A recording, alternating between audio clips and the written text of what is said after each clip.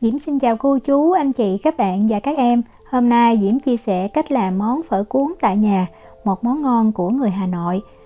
Bánh phở mình sẽ dùng gạo để mình làm, vì vậy rất là thơm, có độ dai mềm, ngon lắm luôn. Thì cách làm đơn giản không có khó. Bây giờ mình cùng vào bếp làm món phở cuốn này với Diễm nha.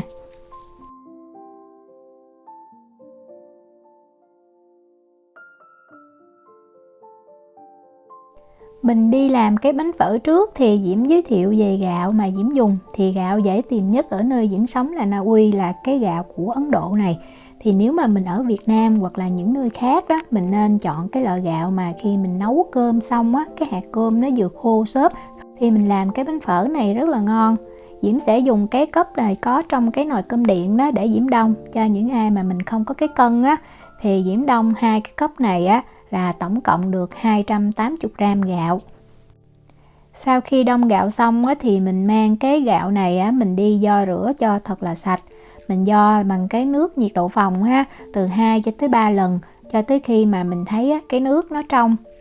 Tại vì mình sẽ ngâm gạo và ngâm bột á, vì vậy mình cần vo sạch để bảo quản được cái bột lâu hơn. Sau đó Diễm sẽ xả nước ở nhiệt độ phòng, không nóng cũng không lạnh, và Diễm ngâm gạo này trong khoảng thời gian từ 8 đến 12 tiếng, tối đa là 24 tiếng thôi nha.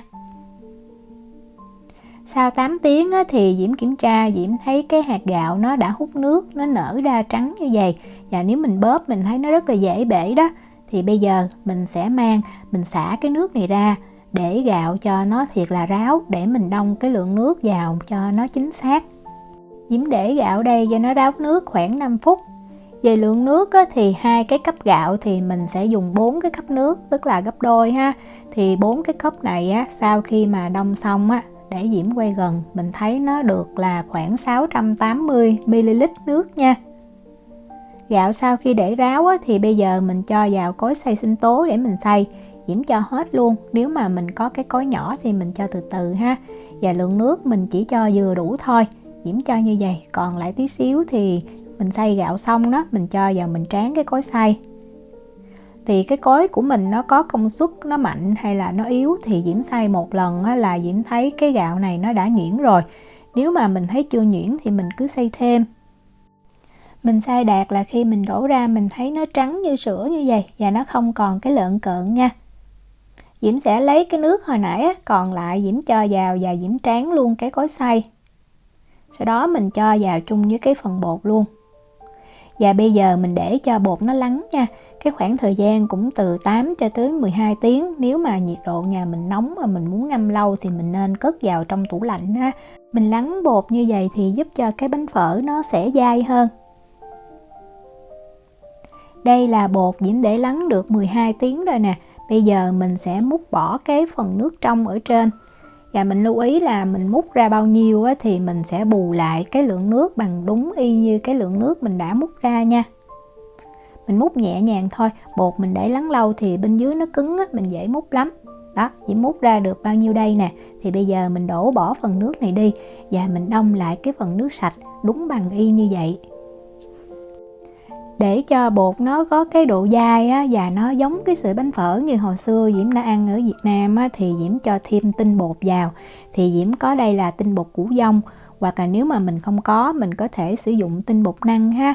Tinh bột nào cho vào Diễm thấy cũng ngon hết, quan trọng là tinh bột. Và Diễm có cho thêm một tí xíu bột nếp, cái này là tùy mình nha. Nếu mà mình không thích thì mình không cho, nhưng bột nếp nó làm cho cái sợi phở nó dẻo hơn tí xíu. Diễm múc ra đây 2 muỗng canh tinh bột củ dông là 30g. Về bột nếp thì mình sẽ cho 1 muỗng canh, Diễm cân được là 8g. Và nếu cho bột nếp thì mình sẽ cho thêm 1 muỗng canh nước ha, là 15ml. Còn nếu mà mình không cho bột nếp thì mình không cần phải cho cái lượng nước này. Và mình sẽ trộn bột, mình khuấy cho thiệt là đều nha. Tại vì cái tinh bột củ dông nó rất là cứng, nếu mà mình không khuấy đều thì có thể nó sẽ còn lợn cợn đó. Sau khi khuấy đều xong thì mình để cho bột nghỉ 30 phút ha. Trong thời gian này thì Diễm đi chuẩn bị cái phần cơm. Ở đây Diễm có một cái cốc cơm như vậy, Diễm cân được 100g. Diễm dùng cái gạo mà để Diễm làm bột, Diễm nấu cơm luôn. Mình cũng có thể sử dụng gạo dẻo cũng được ha, nhưng mà mình sử dụng cái gạo mà mình làm bột thì nó ngon hơn. Và nếu mà cơm nguội mình nên hâm cho nó nóng nha, nó nóng nó sẽ mềm á, thì mình xay nó dễ nhuyễn hơn. Diễm sẽ lấy cái bột á, Diễm cho vào, mình cho bao nhiêu cũng được, quan trọng là để cái máy nó xay được đó. Mình cho thêm 4 gram muối nè. Và bây giờ mình xay nhuyễn cái phần cơm với bột này. Cơm á, thì khi xay á, Diễm thấy nó lại khó nhuyễn hơn là gạo, vì vậy mình nên xay từ 1 cho tới 2 lần ha. Và để cẩn thận hơn á, sau khi xay xong á, mình nên lấy cái rây và mình rây lại. Tại vì nếu mà cái cơm nó còn lợn cợn nhiều khi mà mình tráng cái bánh á, cái bánh của mình nó không có được mịn. Rây lại xong á, thì phần cơm này nè, lợn cợn này mình bỏ ha, mình không cho vào. Khuấy cho bột đều thêm một lần nữa là mình có thể mang đi mình đổ bánh được. Tùy cái dụng cụ mà mình có đó, thì hôm nay á, Diễm sẽ đổ bằng 2 cái dĩa, và cái muỗng này Diễm dùng để múc bột. Một lần múc á, thì khoảng 50 ml, và cái muỗng này nó rất là dễ tráng cái bánh ra bằng. Thì 2 cái dĩa này á, Diễm mua ở IKEA nha. Cái đường kính của cái phần trũng của cái dĩa á, thì Diễm đo nó được khoảng 20 cm á, thì nó vừa với lại 50 ml bột. Khi mà lấy bánh ra đó thì mình cần chuẩn bị một cái dĩa ha, và mình thoa một cái lớp dầu mỏng lên cái dĩa này để cho cái bánh khi mà mình lấy ra nó không có bị dính.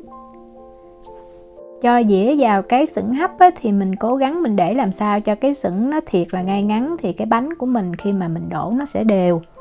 Và bây giờ á, mình sẽ nấu cho nước sôi, thì khi nước sôi thì cái dĩa nó cũng nóng á, để mình đổ bánh. Nước sôi thì Diễm hạ xuống cái lửa trung bình ha. Và bây giờ á, mình múc bột. Lý do mình cho cơm nguội vào trong bột làm bánh phở là giúp cho bột nó không bị lắng. Tại vì bánh phở khi mình đổ á, nó sẽ dày hơn là bánh cuốn.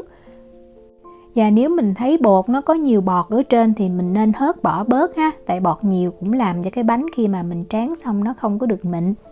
Đó, Diễm múc như vậy là khoảng 50 ml nè. Mình cho vào và mình tráng đều ra. Nếu mà mình không thích cho cơm nguội, mình cũng có thể lấy bột á, mình khuấy ở trên bếp, nhưng mà cái cách đó Diễm có làm thử thì Diễm thấy mình khó canh hơn, vì vậy mình nên cho cơm nguội ha. Thời gian để bánh phở chín là khoảng 3 phút. Mình lưu ý là khi mình mở nắp ra mình sẽ thấy cái bánh giống như nó hơi phồng lên tí xíu. Như vậy thì cái bánh nó mới có cái độ dai, và khi mà mình gỡ ra nó mới dễ dàng. Mình chỉ cần làm nóng 2 cái dĩa đầu tiên thôi ha, những cái tiếp theo thì không cần làm nóng dĩa nữa. Đó, mình xem, mở lên nó phồng lên như vậy nè. Bánh lấy ra rồi thì mình để cho nó nguội khoảng 1-2 phút á, rồi mình thoa một lớp dầu mỏng lên trên mặt bánh. Dùng tay mình dàn đều cái lớp dầu này tránh cho nó bị dính đó. Và mình sẽ khơi những cái rìa viền xung quanh bánh ra. Rồi mình lấy bánh ra dễ dàng lắm luôn. Cái bánh mà nó bị dính dĩa hoặc là mình lấy ra nó bị bể thì cái nguyên nhân duy nhất đó chính là cái bánh phở nó chưa có chín. Vì vậy mình lưu ý giùm Diễm ha. Đó, lấy ra rất là dễ. Cái bánh nó dai nè, bóng mượt lắm. Với cách pha bột này thì Diễm có để thử cái bánh phở này bên ngoài nhiệt độ phòng 24 tiếng thì vẫn còn rất là mềm ngon, không hề bị khô cứng. Bây giờ mình qua mình làm nhân của cái phở cuốn. Thì nhân Diễm sẽ sử dụng thịt bò ha. Mình sử dụng thịt bò phi lê, thịt càng mềm thì lại càng ngon. Và mình nhìn kỹ cái xớ thịt để mình cắt nha. Mình cắt theo cái thớ ngang chứ không phải là cái thớ dọc, để cho khi mà thịt bò chín nó không có bị dai. Mình nên cắt từng cái lát thịt mỏng á, không nên cắt quá dày á, thì khi mà mình xào lên nó cũng không có ngon. Đó, Diễm cắt mỗi lát thịt này nó có cái độ dày khoảng cỡ 1mm á. Lượng thịt mà Diễm sử dụng để nêm nếm cho cái công thức này là 400g. Bây giờ mình đi nêm nếm cái phần thịt này thì mình chỉ nêm cho nó có vị chứ không phải thiệt là đậm đà ha. Diễm cho vào 1 muỗng cà phê bột nêm gà, 1 muỗng cà phê tinh bột bắp, giúp cho cái thịt khi mà nó chiên ít bị ra nước ha. Không có thì mình sử dụng tinh bột năng cũng được. 1 muỗng cà phê dầu hào, còn nếu mà mình thích đậm đà hơn thì mình cho 1/2 muỗng canh, 1/4 muỗng cà phê tiêu. Và mình sẽ trộn cho tất cả những cái gia vị đó nó thấm đều vào trong thịt. Rồi mình sẽ để cho thịt nó nghỉ 15 phút là mình mang mình đi xào được. Bắt một cái chảo lên bếp Diễm cho vào đây 2 muỗng canh dầu ăn. Mình nên dùng cái chảo dẫn nhiệt tốt thì Diễm thấy mình xào thịt bò nó ít bị ra nước và nó ngon hơn. Diễm cho vào 1 muỗng cà phê tỏi băm. Và để tăng thêm cái hương vị đó, Diễm cho thêm 1 cái rễ ngò mình cũng băm nhuyễn, còn nếu mà mình không có thì mình cho cái thân ngò vào cũng được. 1 muỗng cà phê gừng băm. Và bật lửa lên á, mình để cái lửa lớn ha, và mình xào cho phần tỏi nè, rễ ngò và gừng này nó thiệt là thơm. Khi mà mình thấy thơm rồi, vẫn giữ cái lửa lớn nha, mình cho liền thịt bò vào và mình xào nhanh tay cho cái phần thịt bò này nó chín tái. Mình xào dưới lửa lớn và nhanh tay thì thịt bò nó không có bị ra nước ha. Khi mà mình thấy thịt bò nó đã chín được khoảng 80% như vậy thì mình nhắc khỏi bếp. Mình đừng có xào lâu quá cũng làm cho thịt bò nó bị khô. Khi mà mình nhắc ra khỏi bếp á, thì thịt bò nó sẽ tiếp tục nó chín thêm. Đó, như vậy thì Diễm nhắc khỏi bếp được nè. Để thịt bò sang một bên, mình đi làm phần nước chấm. Diễm có 15g đường là 1 muỗng canh, 50ml nước sôi ha. Mình sẽ khuấy đường cho nó tan hết trong nước sôi, sau đó mình mới nêm nước mắm. Thì nước mắm á, Diễm cho 25g. Tùy cái nước mắm mình dùng cái độ đạm cao hay thấp thì mình nên điều chỉnh lại cho phù hợp khẩu vị. Diễm cho thêm 25g thơm băm, cho tí xíu thơm vào như vậy làm cho cái nước mắm nó dịu và cái nước chấm của mình nó đặc biệt hơn. Khuấy ra cho thật là đều. Và bây giờ mình cho chanh á, thì chanh Diễm lưu ý là mình nên cho từ từ ha. Diễm cho 10g. Tại vì thơm có cái trái thơm nó ngọt hay là nó chua đó, vì vậy mình cho từ từ để mình dễ điều chỉnh. Tiếp theo là 1 muỗng cà phê tỏi băm, 1 muỗng cà phê ớt băm, và Diễm cho thêm 1 muỗng cà phê ngò băm. Cái nước chấm này nó sẽ có vị chua ngọt mặn và mùi thơm rất là đặc biệt luôn. Nếu mà mình thích ăn nước chấm nhiều á, mình nên làm gấp đôi công thức ha. Cái công thức này Diễm làm xong là thấy ăn vừa đủ luôn á, nhiều khi hơi thiếu một chút. Về rau để ăn kèm với phở cuốn này á, thì mình có là thơm nè ha. Thơm mình nên cắt thành từng cái lát mỏng nha. Mình cắt dày quá thì khi cuốn nó khó hơn. Và tiếp theo á, Diễm có dưa leo. Dưa leo mình cũng cắt thành từng cái lát mỏng.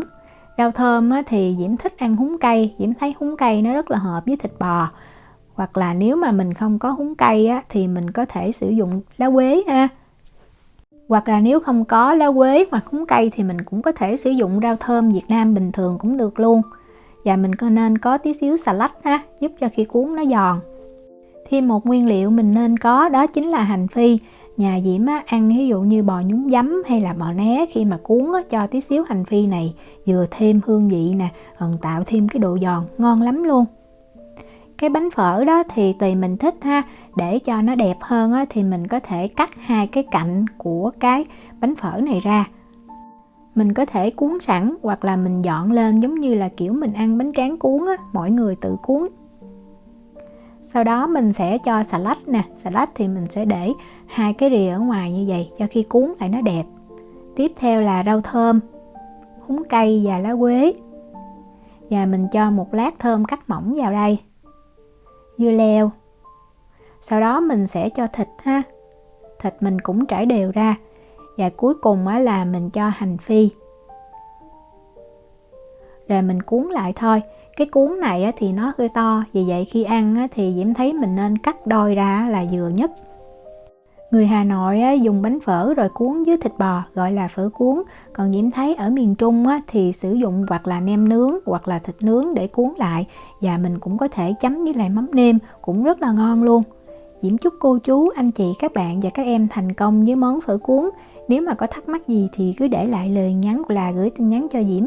Diễm cảm ơn sự quan tâm theo dõi video rất là nhiều. Hẹn gặp lại trong những video tiếp theo. Chào tạm biệt.